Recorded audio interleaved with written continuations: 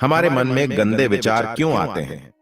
हम नहीं चाहते, पर फिर भी हमारे मन में गंदे विचार आते रहते हैं। लेकिन क्यों?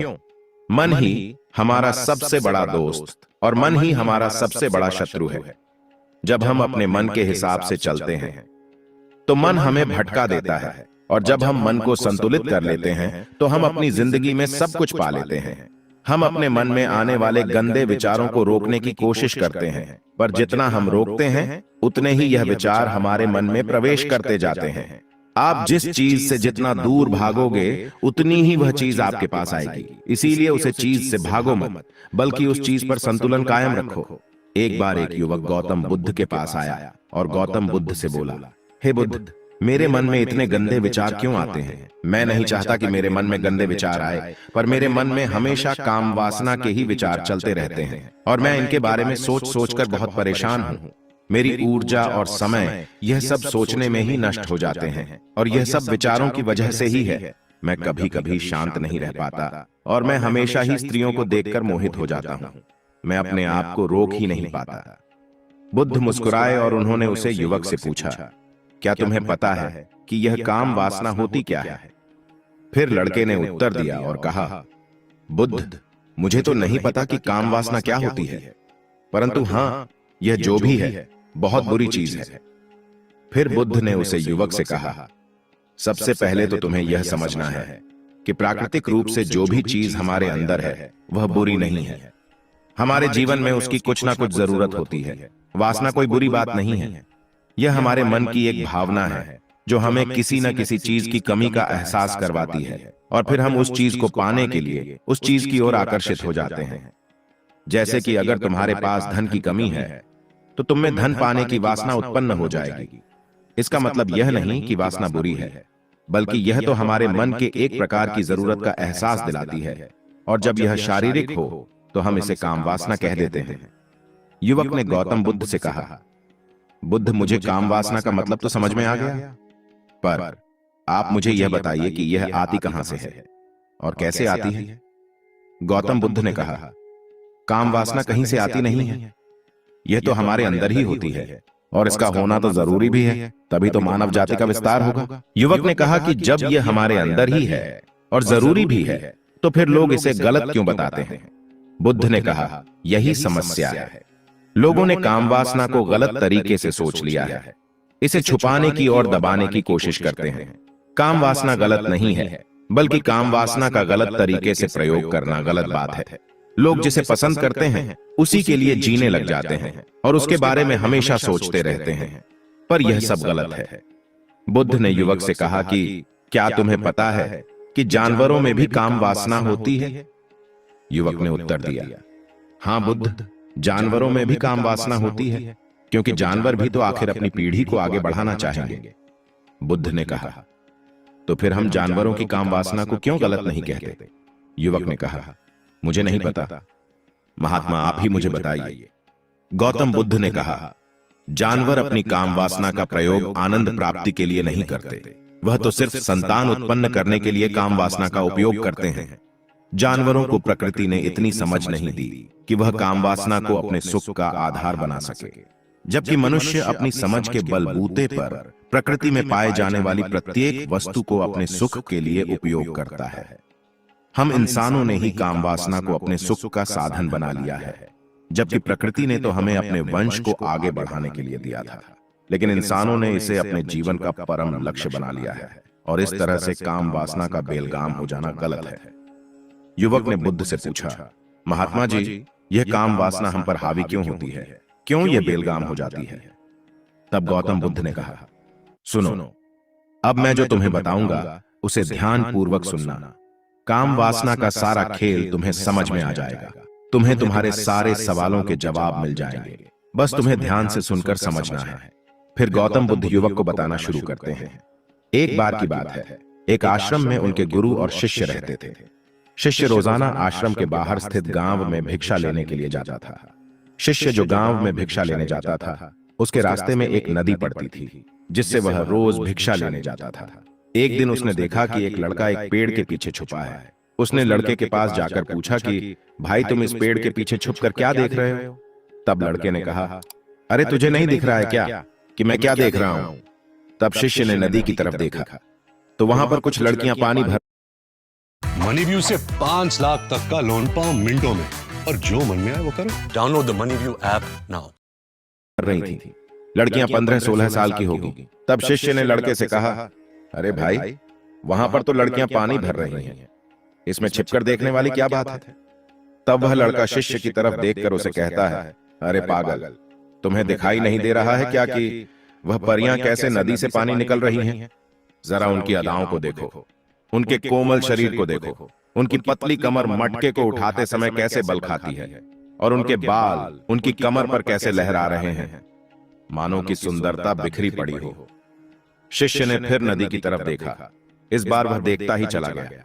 अभी तक तो उसे कुछ भी नजर नहीं आ रहा था और वह बिल्कुल निर्भय था।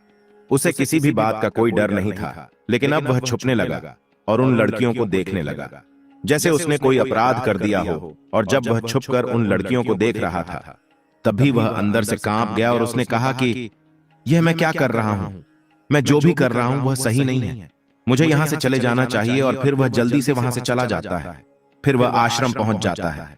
आश्रम जाकर वह अपने कार्यों में लग गया। लेकिन जो अब भी वह देखकर आया था वही उसके सामने बार बार आ रहा था। उसके मन में वही दृश्य चल रहा था। उसका मन वही सब कुछ देखने के लिए ललचा रहा था। उसका किसी भी काम में मन नहीं लग रहा था। सुबह होते ही वह रोज की तरह भिक्षा के लिए आश्रम से जल्दी निकल जाता और नदी के पास वाले पेड़ के पास जाता, जहां वह लड़का पहले से मौजूद रहता था। उसके साथ मिलकर लड़कियों को छुपकर देखा करता था। अब वह रोज ऐसा करने लगा। उसका मन अब किसी भी काम में नहीं लगता था। वह हमेशा किसी न किसी प्रकार के विचारों में उलझा रहता था। वह आश्रम के कार्य को भी ठीक ढंग से नहीं कर पा रहा था। न वह ठीक से सो पाता था और ना ही वह ठीक से खा पाता था। उसका मन बेचैन सा रहता था। उसका मन बार बार उन लड़कियों के सौंदर्य को देखने के लिए ललचाया करता था। जब गुरु शिक्षा देते थे तब भी उसका मन कहीं और विचारों में खोया रहता था। गुरु ने अपने शिष्य की इन हरकतों को देखा। तब एक दिन गुरु ने शिष्य को अपने पास बुलाया और कहा कि आज से मैं भी तुम्हारे साथ भिक्षा मांगने के लिए चलूंगा। तभी शिष्य गुरु को मना करते हुए बोला, नहीं नहीं गुरुदेव, आप परेशान क्यों हो रहे हो? मैं अकेले ही ठीक से भिक्षा मांग सकता हूं। गुरु ने शिष्य से कहा, ठीक है, तुम अकेले ही भिक्षा मांगने चले जाना। ऐसा कहने के बाद शिष्य भिक्षा मांगने के लिए निकल गया। शिष्य के जाने के बाद गुरु भी आश्रम से निकल गए और शिष्य का पीछा करने लगे कि वह कहां जाता है, किससे मिलता है। यह सब देखने के लिए उसके पीछे पीछे चलने लगे। थोड़ी दूर जाने के बाद गुरु ने देखा कि उनका शिष्य एक लड़के के साथ पेड़ के पीछे अपराधी की तरह छुपा हुआ है और छिपकर कुछ देख रहा है। गुरु भी अपने शिष्य के पीछे जाकर खड़े हो गए, यह देखने के लिए कि आखिर उनका शिष्य क्या देख रहा है, जिसके लिए वह पेड़ के पीछे अपराधियों की तरह छुपा पड़ा है। गुरु ने देखा कि उनका शिष्य पेड़ के पीछे छुपकर लड़कियों को देख रहा है जो नदी से पानी भर रही है। तभी गुरु ने शिष्य से कहा, क्या तुम लड़कियों से भिक्षा लोगे? गुरु की आवाज सुनकर शिष्य का मन घबरा गया और उसके पसीने छूटने लगे। वह थर थर कांप रहा था, जैसे किसी चोर को चोरी करते समय रंगे हाथों पकड़ लिया हो। उसकी हालत खराब हो गई। वह कुछ भी नहीं बोल पा रहा था। वह लड़का जो शिष्य के साथ था वहां से भाग गया, जिससे शिष्य और भी घबरा गया था। उसके मुंह से कुछ टूटे फूटे शब्द ही निकल रहे थे। वह अपने गुरु से नजर मिलाने का साहस नहीं कर पा रहा था। गुरु ने शिष्य की ओर देखा और कहा, मेरा शिष्य तो निर्भय है, उसे तो किसी भी चीज का डर नहीं है, लेकिन यह क्या तुम तो डर के मारे कांप रहे हो? शिष्य ने गुरु से कहा, मुझे माफ कर दो, इसमें मेरा कोई दोष नहीं है। उस लड़के ने मुझे बहका दिया था, लेकिन मैं आपसे वादा करता हूं कि आज के बाद मैं कभी दोबारा ऐसा नहीं करूंगा। मुझे माफ कर दो। गुरुदेव ने कहा कि कोई बात नहीं, पर इस बात का तुम ध्यान रखो कि हम जैसी संगति करते हैं वैसा ही फल हमें प्राप्त होता है। हम जैसी संगति करते हैं उनके विचार हमारे अंदर प्रवेश करते हैं। इसीलिए अच्छी संगति करो ताकि तुम्हारे अंदर अच्छे विचार प्रवेश करें। फिर गुरु और शिष्य आश्रम लौट आए और फिर से आश्रम के कार्यों पर ध्यान देने लगे। उस शिष्य ने उस रास्ते को छोड़ दिया और दूसरे रास्ते से जाने लगा। वह अपने काम को ध्यान से करता था, लेकिन धीरे धीरे उसके अंदर क्रोध उत्पन्न हो गया और फिर वह दूसरे शिष्यों पर क्रोध करने लगा और बेचैन हो गया। अब वह सही समय पर भोजन भी नहीं करता था। वह भोजन भी बहुत कम खाता था। एक रात गुरु शिष्य के पास आए और उससे बोले, कि तुमने मुझसे वादा किया था कि तुम अपने मन को नियंत्रण में रखोगे। अब तक तुमने कितनी बार अपना वादा तोड़ दिया है। यह सुनकर शिष्य अपने गुरु के चरणों में गिर गया और रोने लगा। रोते रोते ही उसने गुरु से कहा, गुरुदेव, मैं कई बार अपना वादा तोड़ चुका हूं, फिर वादा कर लेता हूं और फिर हर बार मैं अपना वादा तोड़ देता हूं। मेरा मन मेरे नियंत्रण में है ही नहीं। मैं बहुत कोशिश करता हूं कि मैं अपने मन से सारे बुरे विचारों को निकाल दूं, लेकिन मैं चाहकर भी ऐसा नहीं कर पा रहा हूं। फिर गुरु ने शिष्य से कहा, चलो मेरे साथ। गुरु शिष्य को आश्रम के बगीचे में लेकर गए और शिष्य से कहा, देखो, यहां पर कुछ नालियां बनी हुई हैं, जिससे नदी का पानी इन पौधों तक आ रहा है और यह पानी निरंतर भाव से बह रहा है। क्या तुम इस पानी के बहाव को रोक सकते हो? तब शिष्य ने कहा, हां गुरुदेव, मैं इस बहाव को रोक सकता हूं। फिर शिष्य ने मिट्टी उठाकर उस नाली के छोर पर डाल दी।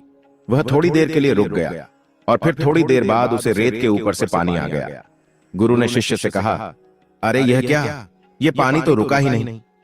फिर से उसने कुछ कंकड़ पत्थर उठाकर नाली में डाल दिया और फिर थोड़ी देर के लिए पानी रुक गया, लेकिन थोड़ी देर बाद ही उन कंकड़ पत्थर के ऊपर से पानी आने लगा। गुरु ने कहा, शिष्य, ये क्या हुआ? पानी तो फिर से आ गया।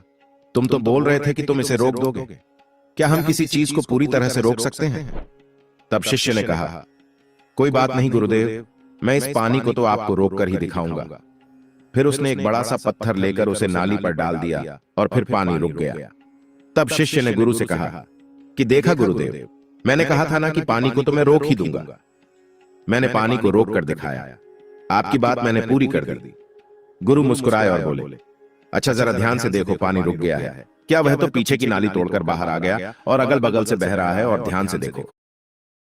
rummycircle.com पर खेलो, रहो एक कदम आगे और जीतो कैश प्राइजेस।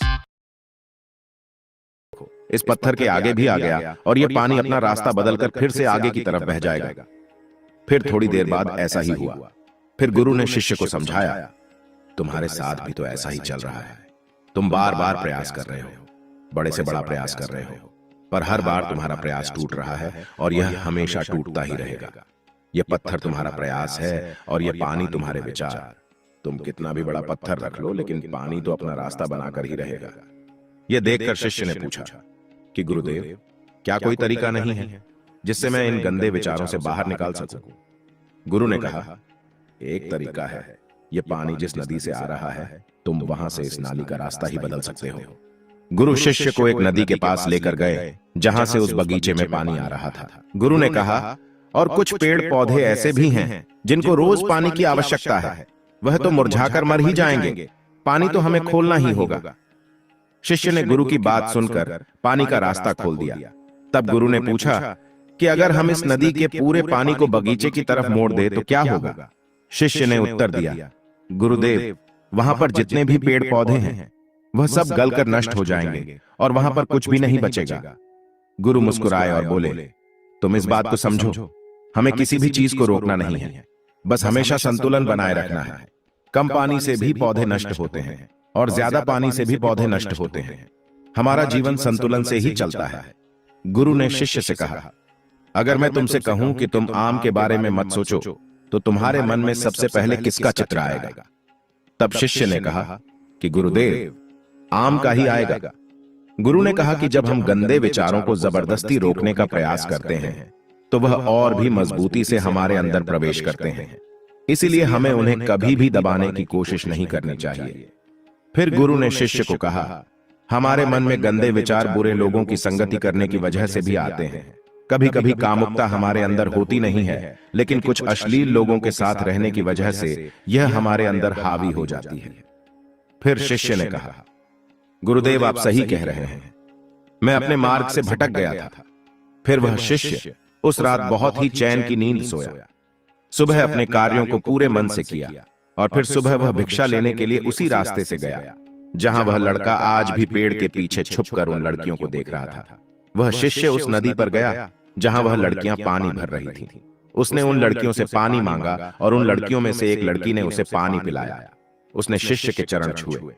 शिष्य ने उसे आशीर्वाद दिया कि तुम्हारा कल्याण हो, जिससे कि मानसिकता सकारात्मक ऊर्जा से भर जाए। उसके चेहरे पर मुस्कान आ गई थी, जैसे कि उसे कुछ खोया हुआ वापस मिल गया हो। वह वापस अपने रास्ते से जाने लगा। तभी पीछे से वह लड़का आ गया जो कि पेड़ के पीछे छुपा हुआ था। वह शिष्य के पास आया और बोला, क्या बात है, आज तो तुमने नजदीक से दर्शन कर लिए, तुम तो मुझसे भी आगे निकले। तब शिष्य ने कहा, हम हमेशा दूसरों के दर्शन करने में ही व्यस्त रहते हैं, अपने दर्शन कर ही नहीं पाते हैं। तुम कब तक इस पेड़ के पीछे छुपते रहोगे? किसी को पसंद कर लो और उसे बोल दो। अगर वह भी तुम्हें पसंद करती है तो शादी कर लो, लेकिन उससे पहले तुम कुछ बन जाओ, अपने आप को पहचान लो। ऐसे ही अपना समय बर्बाद मत करो। फिर वह लड़का रोज उस शिष्य से मिलने लगा और उसने लड़के को नदी पर न जाने के लिए प्रेरित किया। और फिर वह लड़का अपने जीवन में कुछ बनने के लिए संघर्ष करने लगा। तो तुमने देखा कि संगति का क्या असर होता है। अपनी संगति बदलो, अपने विचार बदलो। गुरु ने शिष्य से पूछा, क्या तुम्हें अपने सभी सवालों का उत्तर मिल गया? तब शिष्य ने कहा, हाँ महात्मा जी, आपका धन्यवाद। तब गुरु ने शिष्य से कहा कि जब तुम्हारे मन में गंदे विचार आए तब तुम अपने आप को दोषी मत मानो। यह शरीर है और यह सब इसने हजारों वर्षों से सीखा है। यह केवल तुम्हारे सोच लेने से या फिर शपथ लेने से टूटने वाला है, ऐसा नहीं है। लेकिन तुम्हारे पास वह शक्ति है, वह जो ऊर्जा है जिसका तुम्हें संतुलित उपयोग करना है। तुम एक जीवित ऊर्जा हो जो कि कुछ भी अनुभव करने के लिए स्वतंत्र है। इसीलिए तुम अपने आप को पहचानो। इस कहानी से हमें यह सीख मिलती है कि हमारे विचारों का महत्व कितना अधिक होता है। हमारे विचार ही हमारे भविष्य की दिशा को निर्धारित करते हैं। हमें सकारात्मक विचारों को अपने मन में पूरी शक्ति के साथ अपनाना चाहिए ताकि हम सही दिशा में आगे बढ़ सकें। तो दोस्तों, मुझे उम्मीद है कि आपको इस कहानी से कुछ ना कुछ सीख